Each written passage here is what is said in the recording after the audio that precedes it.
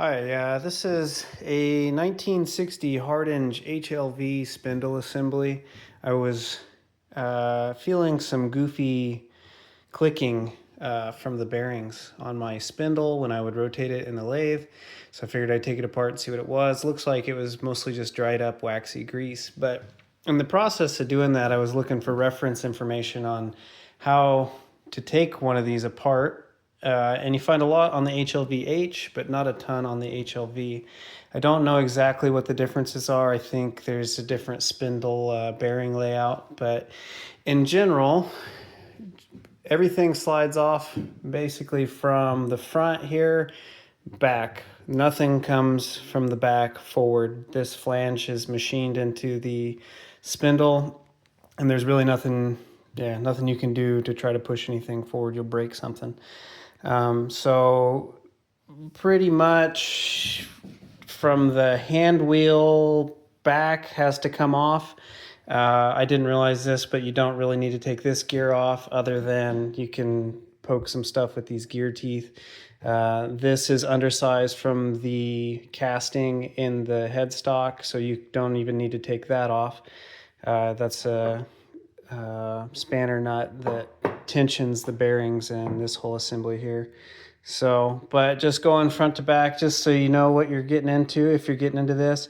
There's a groove in the front of this ring that fits into the groove on the back of the spindle, and that kind of is meant to keep junk from making its way back into the bearing races. So then you have your front bearings.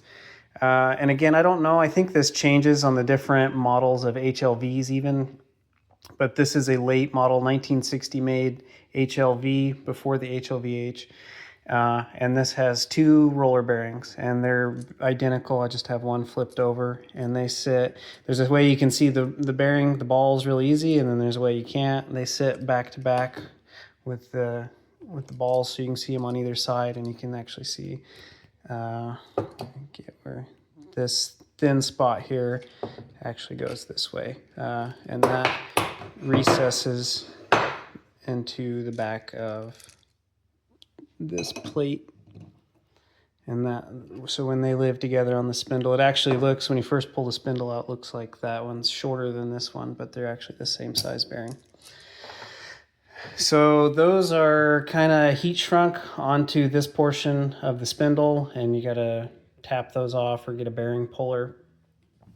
Behind that, there's this key here that goes into that keyway, and that interfaces with that keyway cut, and this is just a spacer. This whole big chunk here is a spacer. These holes are where your spindle lock go in. When you push the button in that locks the spindle in place, that's where those go.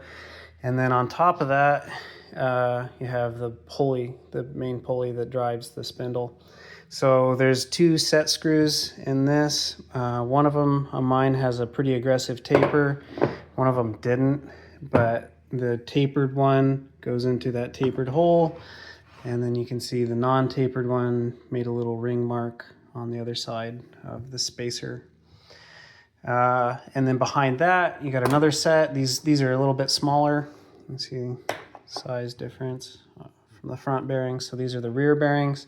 Same exact setup. Those sit back to back, and those sit right here on this part of the shaft. And then behind that, there's a tensioning nut that I already talked about a little bit, but yeah, that sets the spacing and the tension by pushing basically these bearings into this shaft, into this bearing, and then this is flush up against here, so it kind of all bottoms out. That's where you set the tension basically on the whole bearing assembly. And then behind that, this is the gear that drives your threading.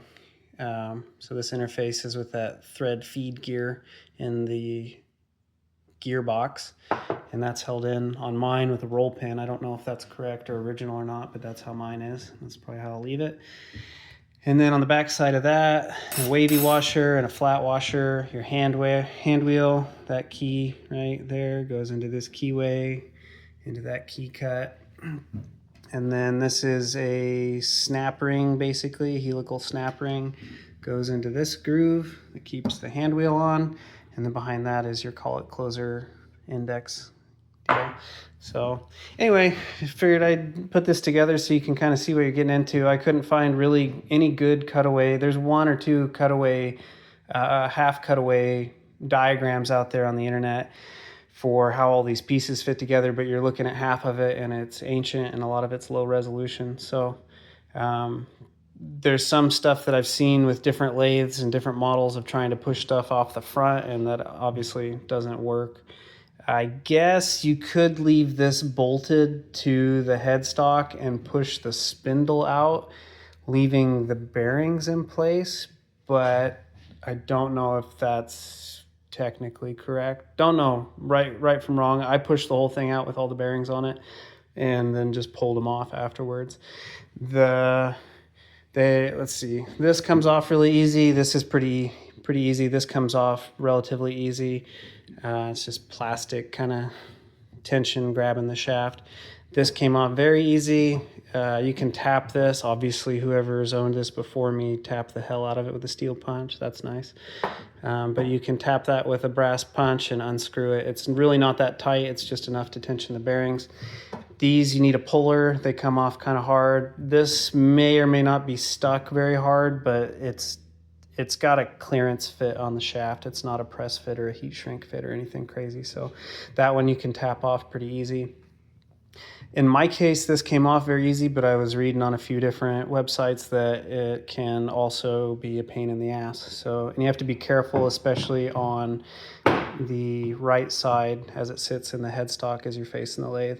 This flange is really thin, and this is cast iron, and when you break these, it'll chew the shit out of the belt. I know that because I'm replacing the motor pulley at the same time. These you have to pull or tap out, and this just follows with the bearings. This one's a pretty loose fit. So anyway, hopefully that's helpful to somebody. If you got any corrections or anything that you think somebody else ought to know or any questions, put it in the comments. I'll do my best to keep up with those. Thanks.